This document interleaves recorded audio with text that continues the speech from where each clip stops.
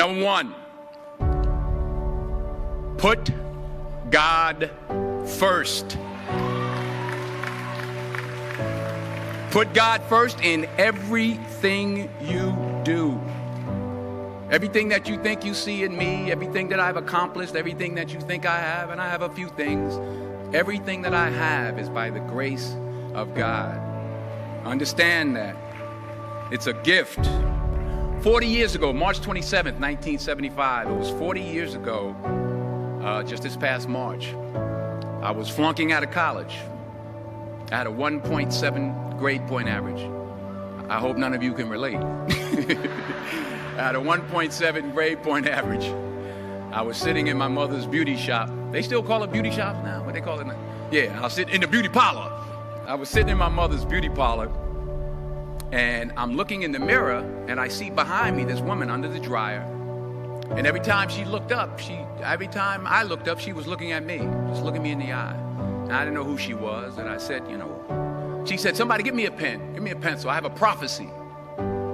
March 27, 1975, she said, boy, you are going to travel the world and speak to millions of people.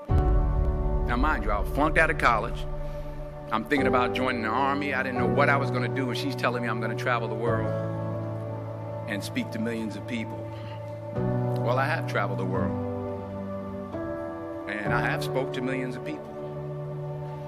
But that's not the most important thing, the success that I had. The most important thing is that what she taught me and what she told me that day has stayed with me since. I've been protected. I've been directed. I've been corrected. I've kept God in my life, and it's kept me humble. I didn't always stick with him, but he always stuck with me. So stick with him in everything you do. If you think you want to do what you think I've done, then do what I've done and stick with God. Number two, fail big. That's right. Fail big. Today's the beginning of the rest of your life, and it can be very frightening. It's a new world out there. It's a mean world out there, and you only live once. So do what you feel passionate about. Take chances professionally. Don't be afraid to fail. There's an old IQ test, was 9 dots, and you had to draw 5 lines with a pencil within these 9 dots without lifting the pencil. The only way to do it was to go outside the box. So don't be afraid to go outside the box.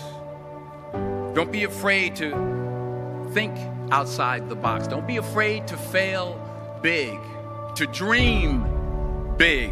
But remember, dreams without goals are just dreams, and they ultimately fuel disappointment. So have dreams, but have goals. Life goals, yearly goals, monthly goals, daily goals. I try to give myself a goal every day. Sometimes it's just to not curse somebody out.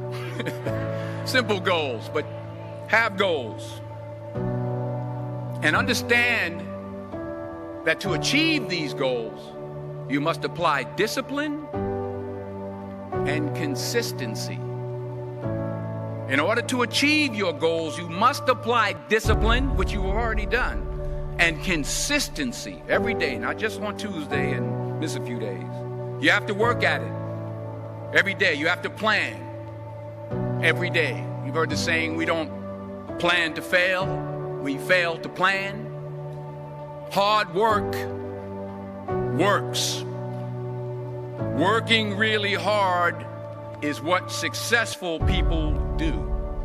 And in this text, tweet, twerk world that you've grown up in, remember, just because you're doing a lot more doesn't mean you're getting a lot more done. Remember that. Just because you're doing a lot more doesn't mean you're getting a lot more done. Don't confuse movement with progress. My mother told me, she said, yeah, because you can run in place all the time and never get anywhere. So continue to strive, continue to have goals, continue to progress. Number 3, you'll never see a U-Haul behind a hearse.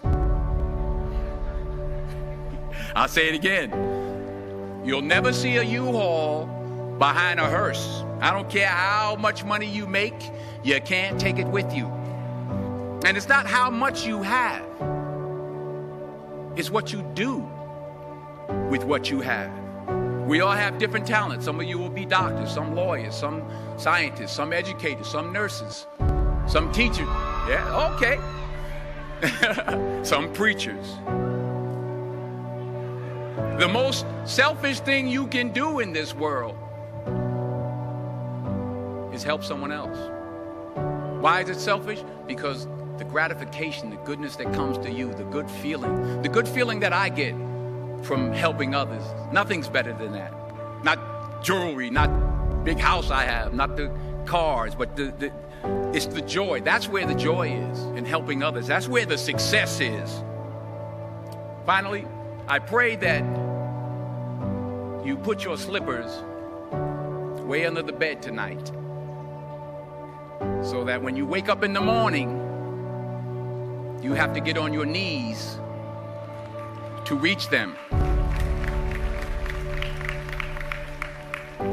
And while you're down there, say thank you for grace.